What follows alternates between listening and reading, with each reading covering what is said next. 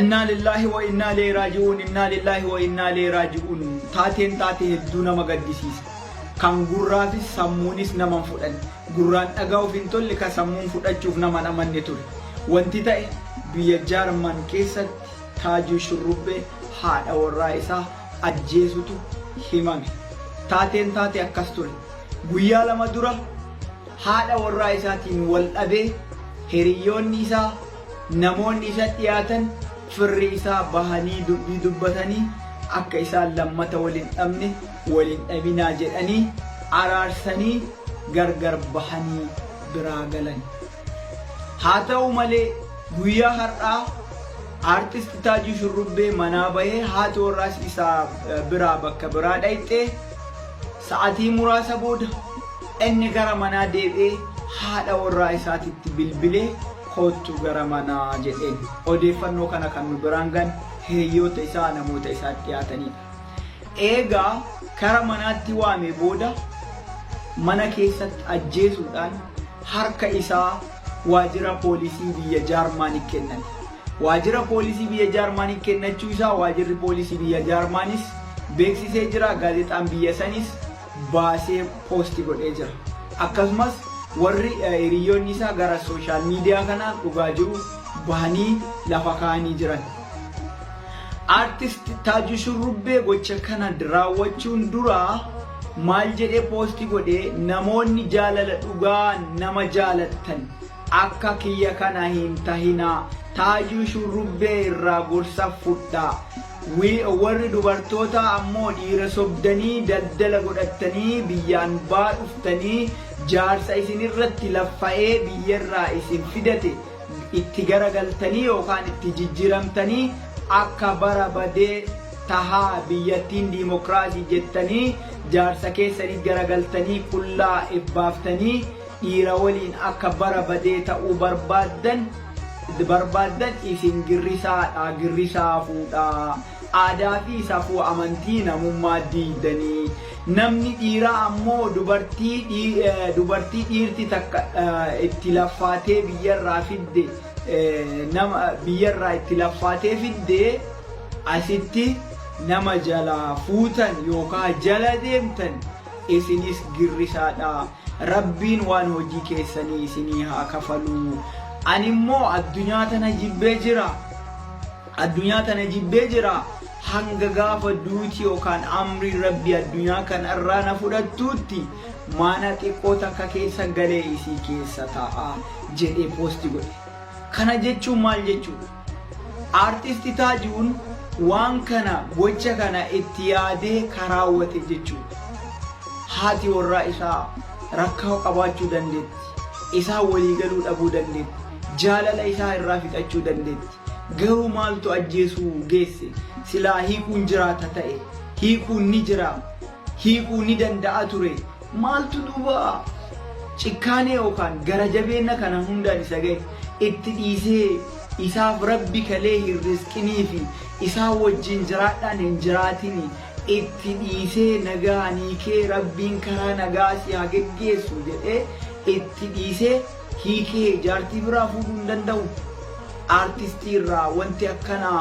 gocha akkanaa artistii miti namuma taraa kamuu gocha akkanaa raawwachuun hedduu nama gaddisiisu hedduu kan nama gaddisiisu gara rabbii biratti illee haraama dubartiin takka isinii ta'uu dhabuu dandeetti isinii ta'uu dandeetti hin miidhina yoo isin miitellee biraa deema gadhiisaa jedhe malee rabbillee nazbee namaa ajjeesaa miidhaa hin jennu ajjeesaa miti tumaa dararaa hin jennu maal artistii Taajuu Shurrubbee nama biraati maaltu adda isa godhe dubartii biraa ta fedhe filatee addunyaa tanarraa bakka jirturraa dhaqee nama fuudhuu danda'u miti akkuma isiisan biyyarraa laffa'ee biyya faranjii fidate mallaqatti baase dhugaadha itti dadhabe dhugaadha baay'ee isii yaadee isii fidate dhugaadha garuu kanaan maaltu isii ga'ee kana maaltu ajjeesuu kanaan isii ga'e isiin rakkoo qabaachuu dandeetti har'a isheedha bakka dhugaa jirti nuyi warri bakka dhugaa hin jirre bakka dharaa ka jiru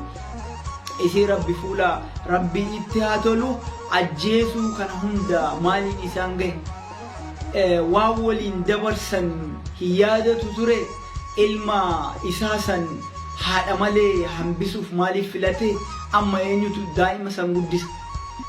Faranjitu guddisa moo Oromotu guddisa moo? Haadhan qabu abbaan qabu badhetti hambise. Rabbiin isa dhiisa. Kunuu azaaba guddaa. Kana biraayyuu rabbi isa gaafata. Ilmoo isaa garagalee ilaalu ture. Isaa ta'uu baattu ilmoo isaatiif ni taati ture. Kana gocha akkanaa kana raawwachuun ilma namaa irratti hedduun ulfaatu. Anaaf akka kiyyatti hedduun ulfaata. Hedduunatti ulfaata. Hin yaadullee sammuutti yaadullee hin qabu. Sammuu akkasiillee rabbiin kiyya naan kennin. Borus iftaanis waan akkanaa dhaga'u irra gurra ofii cufachuutu namaa irra salphata. Baay'ee nama gaddisiisa. Cikkaanee akkana namoota biraatiifis haa ta'u barnoonni kun waan akkanaa raawwachuun gaarii miti. Jaartii isiniin taane jaarsa isiniin taane biraa deemuu dandeettan. Wal bira teettanii mataa wal dhukkubsuu waan hin taane walii yaadu nasbee walii wal balleessuuf yaadu maaltu barbaachisa? Addunyaan tun gabaabduudha bara. Namuu addunyaa tanarraa ni deema. Ka addunyaa tanarratti hafu hin jiru. Gocha akkanaa kana hojjechuudhaan maaltu nama kakaasa? Ilma ofii sana ilaalanii akka immoo hiriyoonni isaa jedhanitti taajuu shurrubbee nama hinaafaadha. Ni hinaafa jaartii isaatti jedhan. Garuu haga fedhellee yoo hinaaf jaalalarraa hinaafuu mala, bareeda isiin qabdurraa itti hinaafuu mala. Garuu yoo itti hinaafe jaalalaa kennuufii ka qabu, waan isheen barbaaddu, waan isheen isarraa barbaaddu godhuufii ka qabu ajjeesaa maaltu dhiyeesseef? Yoo isaan taane hiniiku hiikkaan hin dhiyaattuufi hedduu nama gaddisiisa. Dhugaa amanuufis dubbachuufis waan hedduu nama dhibu, waan baay'ee garaa nama nyaatu. Daa'imni sun har'a haadha malee hafe. Maatiin isii ka waan hedduu irraa eegu hedduu gaddan, onnee namaa cabsan. Taajuu Shurrubbee haadha warraa isaa nama akkaan jaalatu ture. Jaalachuu isaarraa kan ka'e koonsartii kamirrallee yoo dhaqe haadha ofii haadha warraa isaa qabatee deemaan hin dhiisu jedhan. Eega jaalate garuu jaalala moo hinaafa moo shakkiif qabatee deemaan illee waan biraati. Jaalalarraa kan ka'e haadha warraa isaa san qabatee koonsartii deemaa, koonsartii adda addaa kamirratti ka hirmaate irratti illee haadha warraa hin dhiisu fudhatee deemaa jedhan. Garuu amma akka yaada kiyyaatti sababni isii fuudhee koonsartii sanarra deemuuf jaalala isiitiif osoo hin taane waan isitti hinaafuuf yookaan waan isii shakkuuf jecha fudhatee deema malee jaalala isii qabuuf miti. Silaa jaalate ta'e badii balleessuu dandeetti, isiin badii qabaachuu dandeetti. Ittiin dhiisu ture maaltu ajjechaa dhiyeesse? An nama kamiifuu gocha akkanaa dhugaadha. Warri biyya faranjii keessa jiraattan dubartoonni waan akkanaa isinirra raawwachuu malti. Dubartoota irras warri dhiiraa waan akkanaa karaawwatan hedduudha. Waan fedhellee yoo ta'e jireenyatu caala. Waan fedhellee yoo ta'e akiraa boruutu caala waan ta'eef nazbee namaa balleessuun haraama guddaa waan rabbiin irraa nama gaafatu waan hedduu nama biratti illee jibbisiisaa ta'e. Namni kun haga jiru hidhaadhaa hin ba'u, ilmee isaa mana hidhaa sanii hin ba'u. Yoo ka ba'ullee ta'e haamlee ittiin jiraatu hin qabu. Daa'ima isaa san haamlee cabse, shanyii ofii balleesse jechuudha. Daa'ima sani xiqqaatee xiqqaatu daa'ima sanii yaaduu qaba ture. Daa'ima irraa fudhatee akka rabbii wayii ta'e haadha fudhatee daa'ima haadha irraa fudhate. Waan nama gaddisiisu miti, waan dhugaa hedduu gara nama nyaatu miti. Maal harka maalitti waan akkanaa nama godha? Jaalachuu danda'a. Maaltu itti sanaaf hinaafsise? Maaltu nasbeesiisa baasisiisa? Ittiin dhiisu tabbiraa biyyarraan fidhatu obboleettii isiin fuudhuu barbaade. Takka isii bareeddu ta'e isii irra caala bareeddu hin jirtu. Baay'ee jira. Oromoon aadaaf safuu qaba. Namni waan akkanaa raawwatu muraasa. Please homa kamuu yoo ta'e si'aan yaaduu irra tasgabbaayanii yaadanii murtii akkanaa murteessutu irra caala filatamaadha. Achiin gara kaan saniin ala aarii yeroo muraasaatiif jedhanii waan hin taane lubbuu nama balleessuun, ilma namaa tokko balleessuun, keessattuu nasbee dubartii laaftuu ajjeesuun hin ulfaatu. awwaan biraan jedhu Rabbiin jeenataanii si haa qananiisu. Rabbiin fuula isitti haa tolu.